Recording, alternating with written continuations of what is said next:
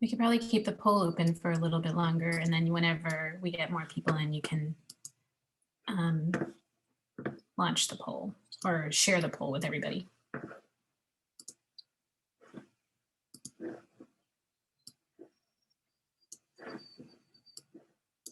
All right, Logan, can you hear me okay?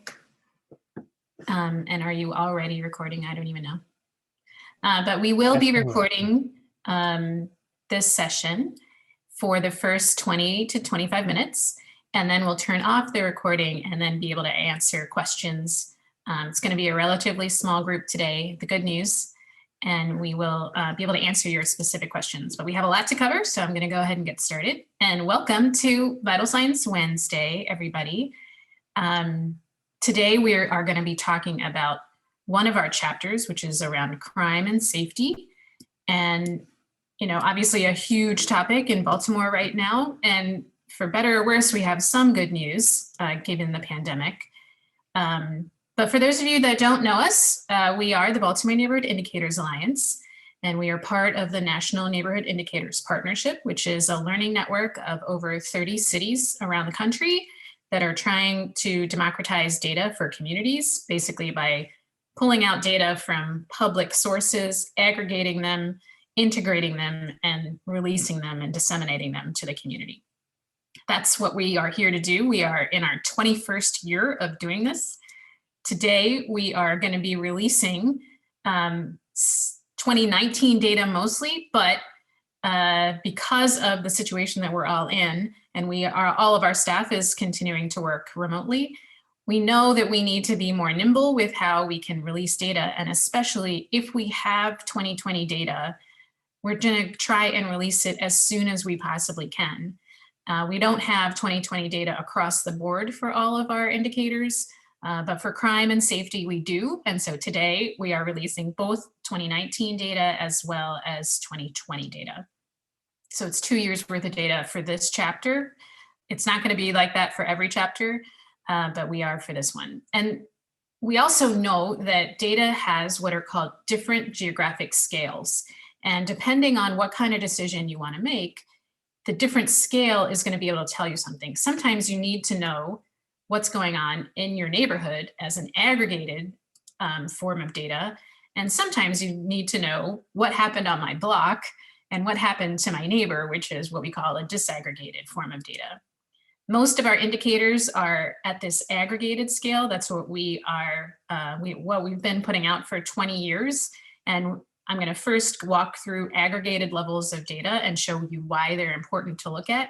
And then I'm going to talk about a lot of work that we did over the year to make sure people had very specific information about their neighborhood so that they could make clear decisions based on live data of what's going on in their neighborhood. So we updated a disaggregated data set every week for communities to see. And I'm going to show you that after I do. So that's the goal for today. We're going to talk about aggregated data sets first, and then we're going to talk about disaggregated data. Vital Signs, we're still calling it Vital Signs 19 because most of the data that you'll see is Vital Signs 19, 2020 data. But for crime in particular, we know that it's going to be 2020 and 2019. So today we are going to be talking to you about crime and safety, which is one of the topics. There are lots of topics. 2 weeks ago, we released census and workforce, and we still have 5 more sections to go. So stay with us. We will have more Vital Signs Wednesdays as we move along over the next couple of weeks. We have interactive story maps. So these are the 3 that you'll have right now. Like I mentioned, we released Vital Signs Census for 2019, Vital Signs Workforce and Economic Development for 2019, and then Crime and Safety is 2019 and 2020. The other thing that is so exciting and brand new is that all of our Open Data Portal Hub is now connected to the Baltimore Open Data Portal as well. So if you see it on our portal, you're going to instantaneously see it on the Baltimore Open Data Portal as well. You can see that when we release 2019 data, it shows up on the city's Open Data Portal. So no matter how you come to the data, you're going to be looking at the same thing.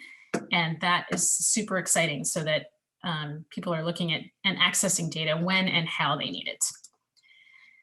Today's indicators are around crime and safety. So these are the indicators that we're releasing today. And then remember, we are releasing them for 2 years, 2019 and 2018, because we really wanted to see the impact of some of these things in the city during 2019. So spoiler alert, telling the story about data, the good news is that crime was way down overall in every neighborhood across almost every single one of the indicators that we're going to talk about today.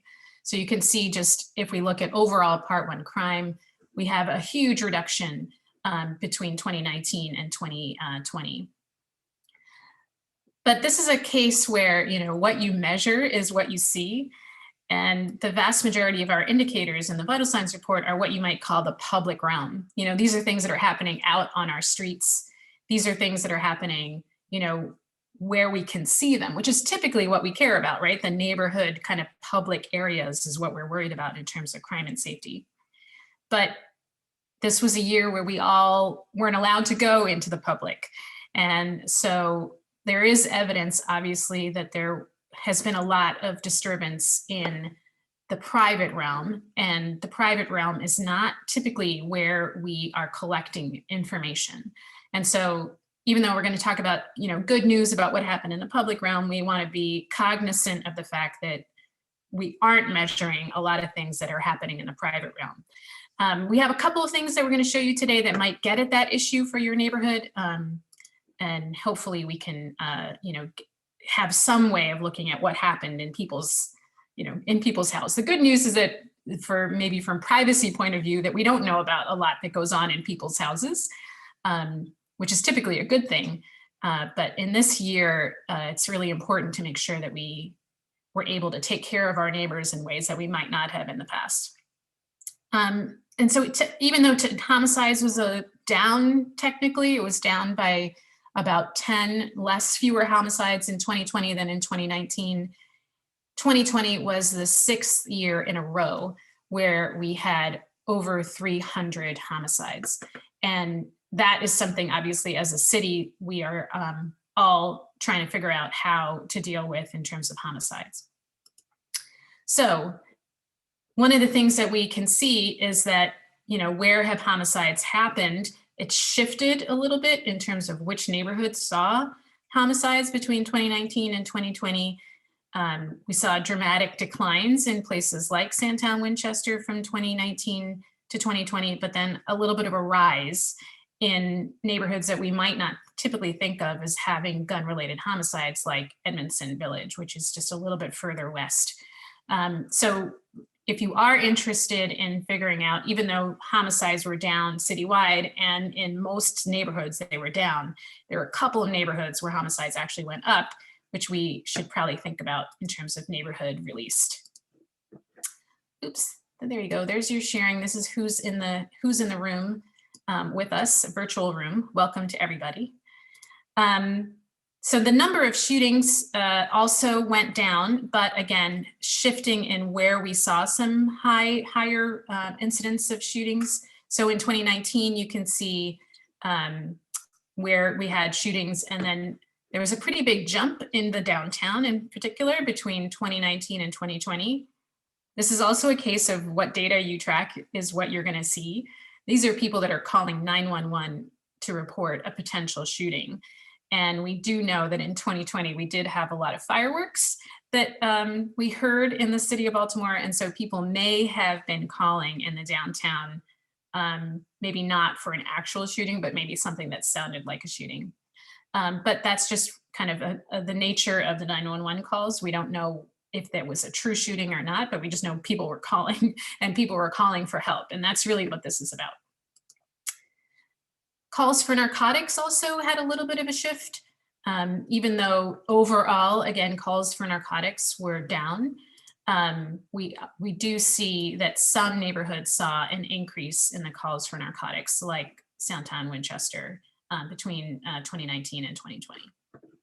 So that's generally the aggregated version of our data and how you want to look at data over time. And I am going to go into a quick demo of our website so that you can all see how to use this information for your own work and answer some questions that you might have. So This is our regular website, and I think Cheryl has already put some of this information in the chat room, and that's our regular website, benujfi.org. And hopefully you can kind of come into the website and do your own analysis and do your own interactivity as you need. The first thing that you want to do is make sure that if you go into a topic area, the crime and safety is the topic area that has just been updated this week. And what you'll find is data that you can look at in the left-hand side. So the part 1 crime shows up to begin with. And remember, for crime and safety, we do have 2020 data. If you click on any one of these neighborhoods, you would get data for that specific neighborhood. And if you click here on the actual indicator, you can see that specific indicator for 2020. You can look for different years if you want. Our website goes back to 2020, 2010. We're going to show you how to get data all the way back to 2000 if you really want it. And then you can look at charts that give you some data visualizations on, what had the highest and what had the lowest rates of crime. Some indicator maps where you could look at different neighborhoods and how they relate to the city overall. And then finally, maps that are all linked. And that's a typical way that we use our main website. And I'm going to go back to the home page. Every single one of our indicators has a page like this, so you can see data over time. The next thing I want to show you is our interactive story map, which you can get to from this drop-down menu, the vital signs drop-down menu, and the full report is here, that second tab down. I have it preloaded just in case, so then I'm just going to go right to it. So if you're more interested in looking at the data in a narrative form, you want to have some conversation and some background to more of these data. All of our data sets are in a full report. You can come and see the other chapters that we have. The census, demographics, and workforce we already have for 2019. We are working on the ones to update the 18, but you can see last year's report if you want. And this gives you a way to kind of give a little bit of background of what we saw. I will say almost every year, if you go back to every chapter every year, it talks about what was important in Baltimore that year. It's a little bit of a preserved history of what was important in the city. And so you can see kind of interactive maps and charts in the narrative itself. So for example, if you wanted to take a look at the narrative around shootings, you can see the map. And then on this particular map, it also has where we had a homicide, a gun-related homicide, and in that particular neighborhood. So you see a lot of shootings, and then unfortunately, the homicides that go with it. So that's our story map. And you can, again, get to that from our main website if you come down onto this vital signs and come into the full report. The other thing that I want to mention pretty quickly is that all of our data is also, again, available in the open data portal. And I also have that preloaded just in case. So the open data, if you come down here to the vital signs open data portal, this is where you're going to find, and we'll do a very quick overview on this, but I do want to get to our interactive crime dashboard so that you can see that in particular. All of the data here on the open data portal is meant for folks that have more need as a developer, maybe somebody who wants to actually do some data analysis or create your own website. And that's what our open data portal is meant for, people with slightly more technical skills and want clearer access to the live data themselves. So the last thing, or the next thing I want to move to is how can you look at some of this data specifically for the pandemic, right? Crime during the pandemic was something that we all had on our mind. So on the main website, again, if you scroll down here, we have a full coronavirus data portal. There's multiple ways to get to that. But if you click on that, what you'll get is also preloaded, if I can get to it. What you'll get is a series of data resources for communities to look at. The first thing you're going to see is anything related to coronavirus, and it's updated daily. So you can see wherever the Maryland Department of Health releases new information, our website is going to link directly to that through their open data portal. So if you go ahead and click on that, you'll see a couple of things that are preloaded.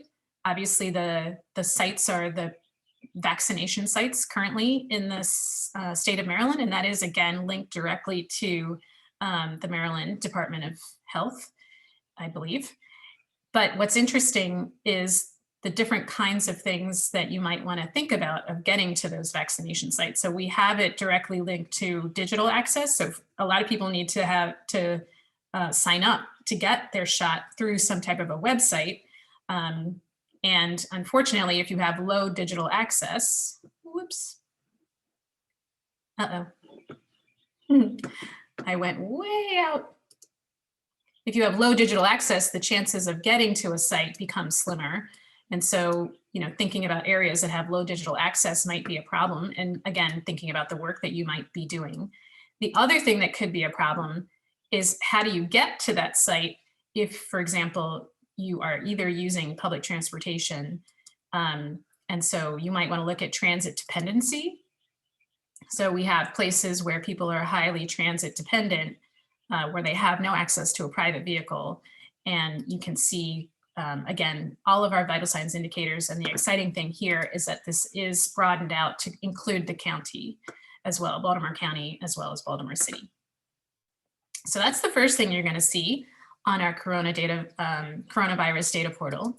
The second one is community citizen-driven requests, which is the one that I mentioned was updated weekly. And again, if you click on that, which I won't do because I have that preloaded. The second one is around looking at who was calling either the 911 system, the 311 system, or the 211 system every week to see what was important in a neighborhood in a zip code in this case. So what you'll see on this particular dashboard for the entire city of Baltimore are the top 10 911 calls and how that fluctuated over the course of a year on a weekly basis. The thing that I want to mention here is that even though we don't have too much data around domestic violence, this might get at some of that. If you unclick some of the ones that you might not want to be looking at, we do have this one called family disturbance. So you can see every week how many calls for family related disturbances we got, which is maybe something close to domestic related issues that somebody might have called 911 regarding. And the default here is, of course, that you're coming to the Baltimore City, and then you can go ahead and pick the zip code that you might be interested in, and the data will be specifically for that zip code. So the data automatically switched to show those top 10 reasons by zip code. So the top call in this particular zip code, which is 21217, has been calls for narcotics, but citywide it would be disturbance. So that's a way to look at what's going on by zip code every week. And then the last thing that I'm going to show you on the Corona data virus data portal. So we have the daily update to the coronavirus. We have the weekly update to citizen requests. And then finally, we have the quarterly update of crime. And so if you were to click on this one, you'll get this amazing dashboard on how to look at data, crime-related incidents over the last 3 years to see what happened in 2018, 2019, and 2020 by quarter. So when you first come onto this site, you can actually zoom in to the map and see specific incidents. This is what I mean by if you really want to know what happened in the city of Baltimore, in your neighborhood, all the incidents, you can kind of zoom in here.